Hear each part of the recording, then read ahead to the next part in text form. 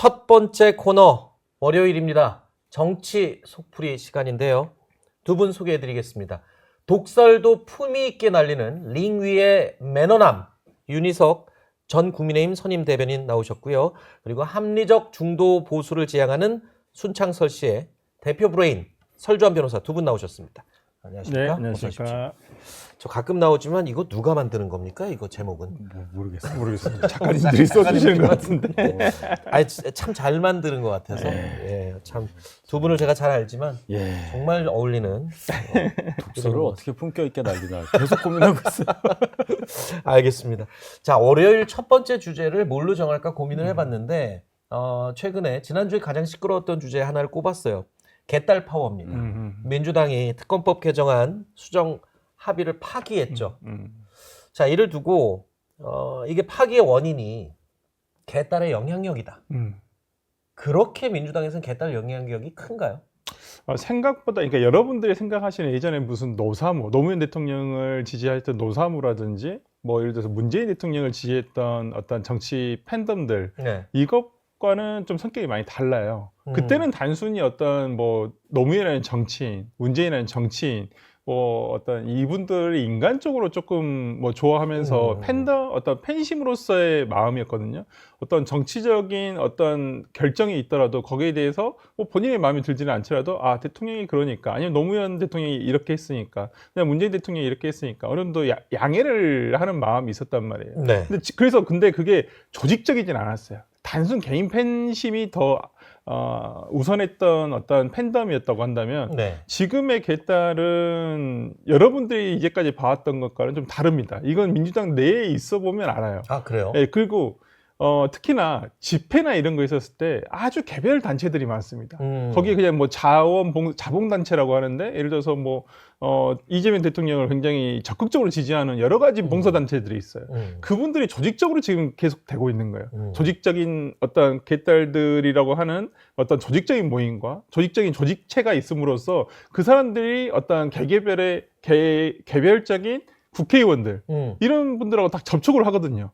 거기도 그러면 그렇게 단체가 많으면 컨트롤 타워라는 건 있을 거 아니에요? 컨트롤 타워라고 할 것까지는 없어요. 본인들이 다 컨트롤을 한다고 생각하니까. 아, 그래요? 예. 그리고 어떤 본인들이 직접적으로 국회의원과 소통을 한다고 생각합니다. 그렇기 때문에 이런, 예를 들어서 어떤 지난주와 같이 김병기 원내대표의 결정이 합의가 있었을 때도 이거 이상한데? 왜 특검법을 이렇게 양보를 하는 거야? 이렇게 생각을 하거든요. 그러면 그날부터 조직적으로 그 어떤 번호를 다 아니까 계속 어떤 항의 문자를 보낸다든지 정치적 압력을 넣는다든지 그렇거든요. 아니, 그런데 국회의원이 시민단체와 소통을 한다는 거는 이론적으로는 굉장히 건전하고 좋은 거예요, 사실은. 그런데 문제는 뭐냐면 소통으로 끝나는 게 아니라 그게 당의 움직임, 중요 결정에 영향을 넘어서서 좌지우지한다는 부분이거든요. 이게 결론은 공천권하고 관련이 있다고 볼 수밖에 없어요. 우리가 한 20몇 년 전에 낙선 운동을 시민단체에서 처음 그랬죠. 생각했던 뭐 노래도 있잖아요. 바꿔! 네. 이 노래 부르면서 2000년 총선으로 기억을 하는데 네. 그때부터 바깥에 제3지대에 계신 뭐 시민단체라든지 일반 유권자 집단들이 정당의 공천 과정 또는 공직선거 과정에 직접 영향을 끼치는 현상이 벌어졌어요. 네. 근데 거기서 효능감을 느낀 거죠. 일부 낙천도 되고, 예를 들어 뭐 2008년 총선 같은데 뭐 저희 당 내부에서 공천을 좌지우지했던 사무총장은 저요. 그 사람들이 가서 강기가 부연이 된단 말이에요. 네. 그럼 누군지 아실 거예요. 네. 그러면 이게 도대체 뭐냐? 약간의 표 차이로 당락이 결정되는 곳이 많잖아요. 네. 특히나 국회의원 선거구는. 그러면 의식을 하죠. 아. 이게 이제 공천 과정까지 들어가는 거예요. 각 당에. 민주당도 뭐 권리당원이라고 하잖아요. 그 당원분들이 갖고 있는 비중이 엄청나잖아요. 그러니까 여기도 왔다 갔다 해야 되고, 지금 민주당 잘 보세요. 의원수 많지만 초재선이 되게 많아요. 그러니까 지역구 의원 또는 비례해서 지역구로 가고자 하는 분들은 지역 기반이 그렇게 녹록지 않거든요. 그러면 영향을 받죠. 저희 당도 마찬가지입니다. 네. 이제 그런 상황인데, 그래도 저희 당에 계신 그 좀 강한 의견을 갖고 계신 분들은 조직화되는 것까지야 비슷해도 전략적으로 막 움직이고 이렇진 않아요. 네. 근데 민주당 쪽에 계신 분들은 전략적인 것까지 다 갖춰 있는 분들이라 네.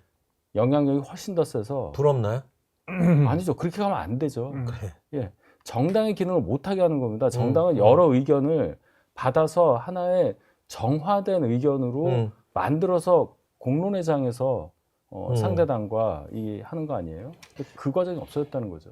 근데 일단 이번에 이 특검법 파기된 사안으로 다시 돌아가면 일단 정청래 대표가 재협상을 곧장 지시했고 네. 그리고 심지어 김병기 원내대표가 굉장히 억울했어요. 그래서 네. 법사위하고 상의도 했다라고 얘기를 했더니 또 추미애 법사위원장이 난 몰랐다. 그런 적 없다. 그렇게 해버렸어요. 상황을 보면 김병기 원내대표가 제일 억울한 상황이고요. 표면적으로는. 저는 근데 언론에서 그게 부각되는 거 이외에 그럼 거기에 합의한 카운터 파트는 국민의힘은 또 얼마나 황당할까. 그 두 가지 생각이 들더라고요. 일단 그 세 분들이 각자 연기를 하고 있다고 생각해요. 연기를 한다? 연기하는 거죠. 김병기 원내대표 입장에서는 억울하니까 뭐 연기라고 할 것도 없겠지만은 네. 정청래 대표나 추미애 위원장, 특히 추미애 위원장 같은 경우 갑자기 카메라 앞에 난입한 거나 마찬가지예요. 거기 자기가 쑥 들어온 거 아니에요. 그쵸. 그래서 나 몰랐다. 법사위원장인데 내가 몰랐다 하면서 확전되는 모양새. 그건 뭐 민주당에서 알아서 해야 됩니다. 그분들이 그럴 수밖에 없는 이유는 방금 전에 설명을 했고 저희 당 입장에서야 합의라고 그래도 우리를 좀 존중해 주는구나. 이제 사람으로 보는구나 해서 합의를 했는데 14시간 만에 이렇게 바뀌니까 빌미를 줬잖아요. 그럼 어떻게 됩니까? 대통령하고 식사하고 뭐 협치하고 마늘 먹고 갔는데 네. 이게 뭐야? 하면 이제 저희도 감정이 격앙될 수밖에 없죠. 지금 세 파트에서 역할 분담을 한 거다. 말하자면 합의한 파기 또 역할 분담이고 어차피 민주당이 원하는 쪽으로 끌고 가기 위한 지금 역할 분담이 더 있는데 역할 분담 얘기가 비슷한 데가 또 나와요. 명청 갈등. 대통령과 정청래 대표의 갈등에서도 명청 갈등이라고 언론에서 표현을 했지만 일각에서는 이것도 굿값, 배드값 역할 분담을 해서 대통령의 부담도 좀 덜어주고 원하는 방향으로 밀고 나가는 그런 거 아니냐 또 이런 것도 뭐 있군요. 그런 정치적인 어떤 셈법도 충분히 있다라고 볼 수가 있고요. 네. 이번 협상에서 가장 주안점은 특검법이 아니었어요. 당초에는. 당초에는 김병기 원내대표와 아마 이 민주당 쪽에서 제일 처음에 생각을 했던 것은 정부 조직법에 대한 온전한 해결이었거든요. 완벽하게 정부 조직법을 먼저 이번에 해결을 하고 특검 수사하기가 지금 바로 끝나는 게 아니잖아요. 네. 앞으로 60일 더 있습니다. 그 안에 새로운 특검법을 다시 발의하면 되는 거거든요. 그렇기 때문에 이번에는 특검법이 우선이 아니라 어떤 정부 조직법을 여야 합의로 처리를 하겠다라는 게 목표였기 때문에 저는 당연히 김병기 원내대표, 그다음에 당, 그다음에 대통령실에서도 이 부분과 관련해서 협의가 사전에 됐을 거라고 생각을 해요. 네네. 김병기 원내대표는 당초에 원래 그러니까 한마디로 우리가 야구로 치면 네. 더가웃에 낸 사인대로 공을 던졌을 뿐이에요. 근데 이걸 던졌더니 그래서 스트라이크 잡았어. 잘했어. 이러고 나왔는데 나중에 와보니까 야 누가 언제 그 사인 보냈다고 하는 거야. 우리 그런 사인 보낸 적 없어. 더가웃에서 부인하고. 네. 던진 투수만 억울하게 된 거예요. 네네. 지금 그렇다 보니까 저는 뭐 이런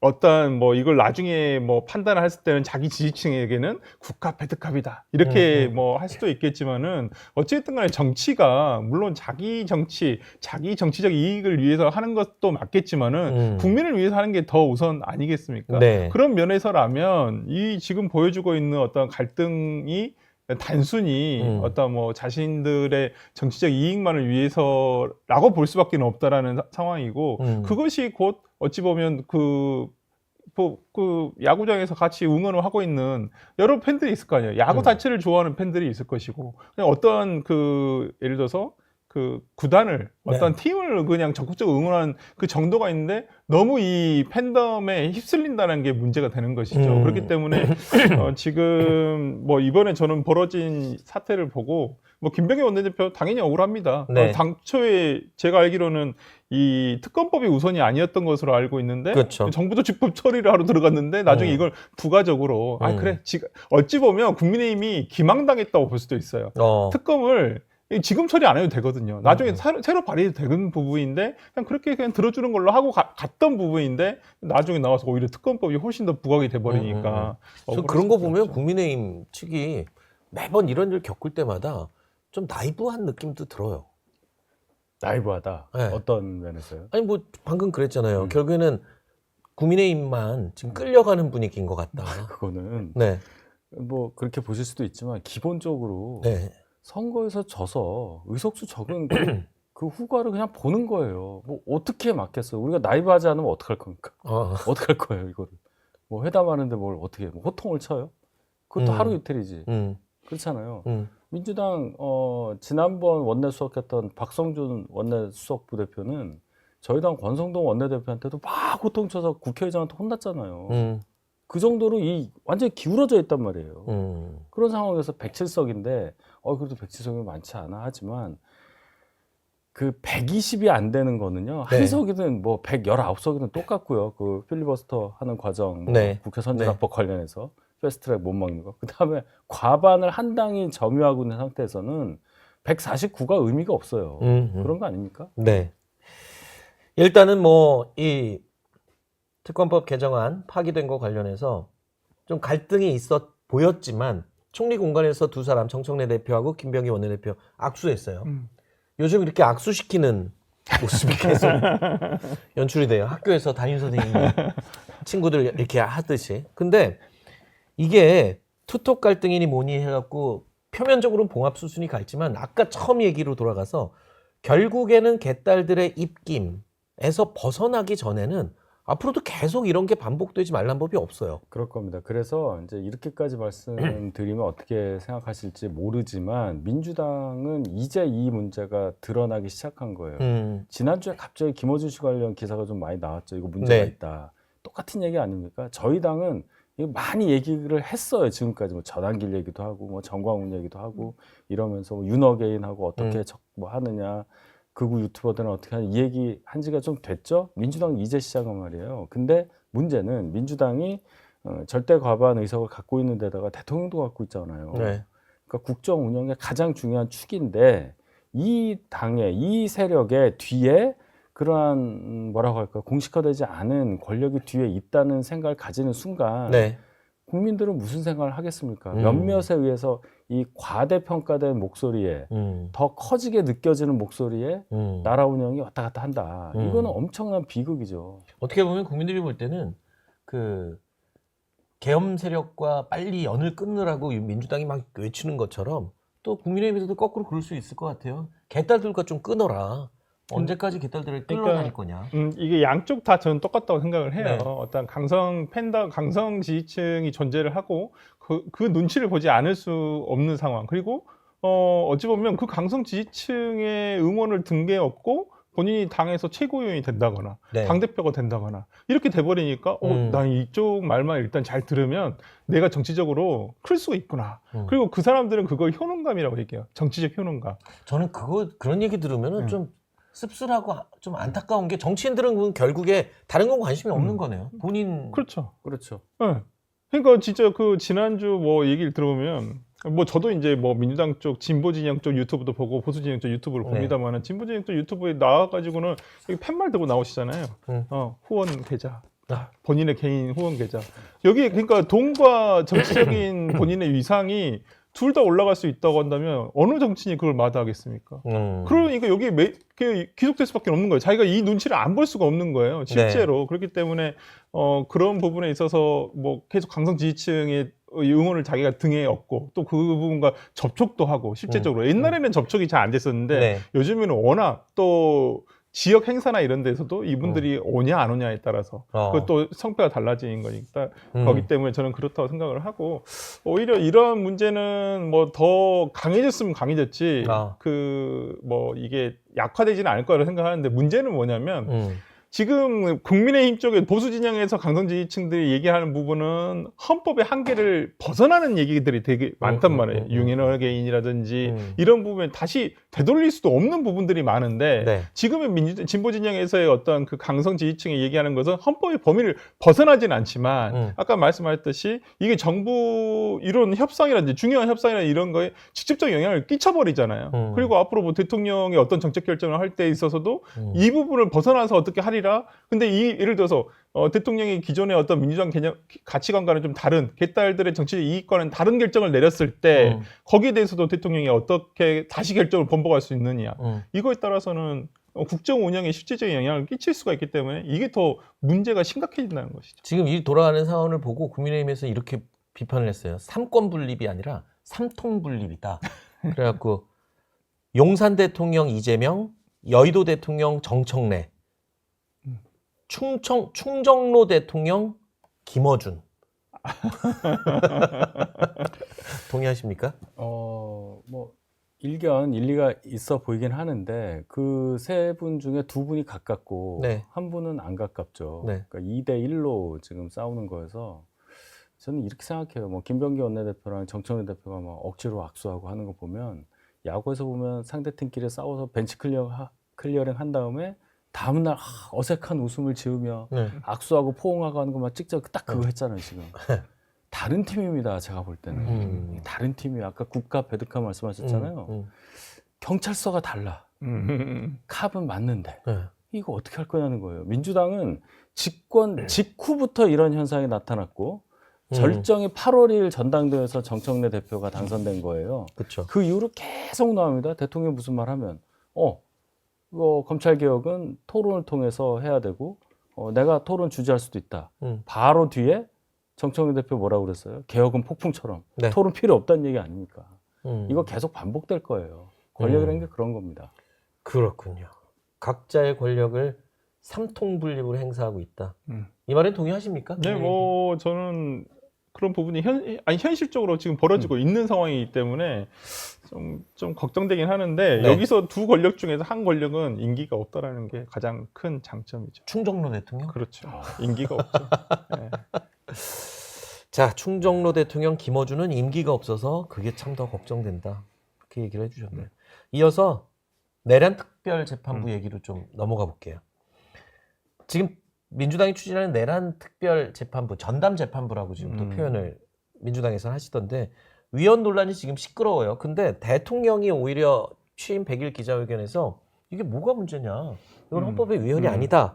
이렇게 하면서 힘을 더 실어줬어요. 그러면서 형식, 그러니까 새로 재판부를 만드는 게 아니라 중앙지방법원 안에 설치하는 거니까 전혀 문제가 없다라고 얘기를 해요. 본질적인 얘기는 안 하고 그 뒤 얘기만 하는 거죠. 앞단을 얘기해야죠. 누가 내란 전담 재판부를 만드느냐의 그 주체가 중요한 거 아니에요? 거기다 또 임명을 하잖아요, 판사를. 그렇죠. 무작위로 하는 게 예를 아니라. 들어서 대법원에서 대법관들이 모여서 법원행정처에서 야 이거는 이렇게 해서 이 전담 재판부가 필요하겠다 해서 대법원장이 그렇게 하면은 문제가 없을 거예요. 아무도 얘기 안 했는데 법원에서 자체적으로. 근데 지금 반대잖아요. 이거 대법원장의 권한이에요. 인사권도. 지금 결론이 지기현 판사 관련해서 인사조치 안 하고 계속 지기현 판사가 재판 1심 맡고 있는 것에 대해서 민주당에서 공격하면서 일로 간 거 아니에요. 그러면 지기현 판사를 다른 재판부에 배당하거나 하는 것은 대법원장의 권한이잖아요. 그렇죠. 이거를 지금 침해하면서 헌법 101조를 무시하는 거죠. 사법권은 법관으로 구성된 법원에 속한다. 이렇게 돼 있는데 무슨 사법 세탁소라느니 이러면서 조희대 대법원장 관둬라. 위헌이죠. 저는 위헌이라고 생각합니다. 대통령이 근데 위헌이 아니다라고 얘기를 했어요. 조금 저는 발언이 앞서가신 것 같아요. 어차피 대통령 그러니까 권력에도 순위가 있다 네. 이런 말씀도 하시는데 좀 저는 거기에는 동의할 수는 없다. 우리나라 헌법에는 권력에 있어서 순위를 두고 있지는 않습니다. 네. 그렇다고 한다면 대통령은 1순위가 아니에요. 국회가 1순위입니다. 네, 왜냐하면 헌법에 어떤 정부 권력기관을 할 때 제1순위가 국회예요. 국회가 먼저 제정돼 있습니다. 그럼 네. 국회가 1순위라는 말에는 제가 동의할 수 있어요. 그건 헌법상 맞는 말이니까. 근데 대통령이 선출 권력이 1순위다. 그중에 자기가 대통령은 한 명이니까 자기가 가장 우선순위다라고 지금 본인은 얘기하시는 것 같은데 조금 어폐가 저는 조금 앞서가신다고 생각하고 기본적으로 대통령은 헌법 해석기관이 아닙니다. 위헌 기관이다 아니다라는 것은 헌법재판소가 판단을 할 문제이지 대통령이 거기에 앞서서 나는 이거 위헌이라고 생각하지 않는다. 그 공개적으로 말씀하시는 것은 어떤 영향을 줄 수가 있다는 그 부분이죠. 자체가 상권 분립에 그렇죠. 어긋나는. 어긋나는 부분이기 때문에 저는 좀 그 부분에 있어서는 좀 대통령이 앞서가신다고 생각을 하고요. 네. 지금의 어떤 내란 특별재판부, 내란 전담재판부 이 문제가 되는 것은 뭐 아까 말씀해 주신 부분이 뭐 대부분 타당한데, 그러니까 법관을 그 판사, 그러니까 판단을 하는 법관을 법원 내에서 무작위로 할 수 있으면 그건 뭐 공정한 재판을 원래 그렇게 하잖아요. 원래. 그러니까 가장 문제를 삼는 것은 공정한 재판을 받을 수 있냐 없냐의 문제인 거예요. 그런데 그렇죠. 지금 민주당에서 추진을 하는 내란 특별재판부, 전담재판부라는 것은 다른 일반 가사재판, 뭐 지적재산권 이것과 왜 다르냐면 공정한 재판이 보장되어 있지 않다라는 부분이 있고요. 그다음에 단순히 형식적으로 이걸 내란 뭐 서울중앙지법 안에 이것을 그냥 부서를 하나 만들면 되는 거 아니냐. 사전에 만들어져 있었으면 모르겠어요. 그래서 사전에 어떤 다른 사건도 그 재판부에서 같은 사건을 계속 하고 있었으면 문제가 안 될 수도 있었어요. 근데 지금은 어떤 특정한 딱 판사, 직위원 판사를 콕 집어가지고 너 왜 재판을 이렇게 늦게 해? 너 재판이 이렇게 늘어지는 것 같아? 근데 대부분 사정도 다 보면 법원에, 그러니까 이 법조계에서 하시는 분들 다 아니 법조 제일 문제 삼는 게 무슨 학예 휴정기간 때문에 왜 너 재판 안 했냐 이거예요.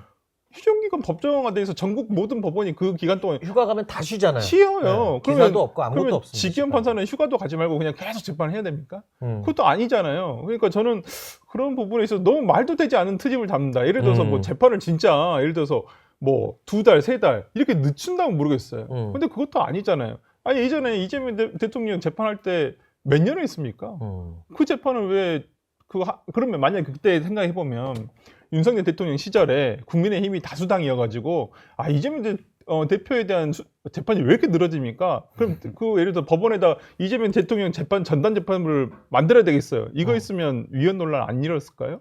이렇겠죠. 그러니까요. 그것도 마찬가지잖아요. 이거 똑같은 방식으로 했었을 때 왜 잣대가 다르냐 이 말이에요. 뭐 내란과 다른 범죄를 같이 둘 수는 없겠습니다만은 저는 어떤 재판의 공정성 부분이라는 데서 왜 같은 잣대야 된다라는 거죠. 근데 그렇지 않다라는 그런 안타까운 마음. 그러니까 윤석열 대통령 정권 때 그러면 이재명 대통령에 대한 그 당시 재판 전담재판부 설치할 거 방금 말씀한 예를 들어줬어요. 네. 실제로 지금 장동혁 대표가 아니 이렇게 갈 거면 지금 모든 게 올스탑되어 있는 이재명 대통령에 대한 재판 다시 재개해야 된다라고 하는데 이건 현실성은 없잖아요 지금. 현실성 없고 논리상 그 말이 틀리지 않잖아요. 재판 결과를 예단하고 먼저 재판부에 손을 대겠다는 논리는 이재명 대표 시절에 저희 당 입장과 다를 게 없는 거 아닙니까? 이게 더 위험한 게요. 이런 식으로 어떤 뭐 재판을 담당하는 판사에 대해서 문제를 삼으면서 어떤 다른 재판부를 만들어라든지 네. 이런 논리는 불과 몇 개월 전에 있었던 탄핵 심판 과정까지 돌아가게 돼요. 당시에 8분의 헌법재판소에 계신 재판관들에서 우리가 정말 신상을 다 알게 됐었잖아요. 8명이 누가 어땠고 누가 누구랑 가깝고. 나중에 표로 그렸잖아요. 밖에서 누구랑 누가 밥을 먹었는데 이게 4대 4다 뭐 이런 얘기 막 했잖아요. 우리가 알 필요도 없는 얘기. 네. 그러면 그때 그 얘기했잖아요. 민주당도 가서 왜 이거 결정 빨리 안 나오느냐 해서 밖에서 투쟁했고 그렇죠. 저희 당도 마찬가지로 이거 빨리 기각해라고 싸우고. 그러면 그 논리는 지금 이 논리는 이 탄핵 심판 결과에 대해서 불복하라는 얘기예요. 그거랑 똑같습니다. 왜냐하면 저희 당을 지지하시는 분들 중에는 이 결과에 굉장히 불만을 갖고 계시고 그 과정에 있어서 이미 퇴임한 문영배, 이미선, 아직도 있는 정계선 이런 분들 아직도 제가 이름 외우잖아요. 네. 이런 분들에 대해서 어떻게 됐고 직위원하고 똑같은 겁니다. 그럼 그때 바꿨어야지 뭐 이렇게 되는 거예요 논리가. 근데 그러면 안 되는 거잖아요. 이거 그쵸. 어떻게 논리로 막을 겁니까? 사법 세탁소라뇨. 자 일단 내란 전담 재판부 얘기는 민주당에서 요즘 더 부쩍 군부를 떼고 있어서 이게 진짜로 현실화 될지는 좀 더 지켜봐야 되고 근데 하여튼 사법부에서는 지금 완강하게 부정적인 의견을 내고 있는 상황입니다. 저희 영상 많이 시청해 주시고요. 좋아요, 구독, 댓글, 알림 설정 꼭 부탁드리겠습니다.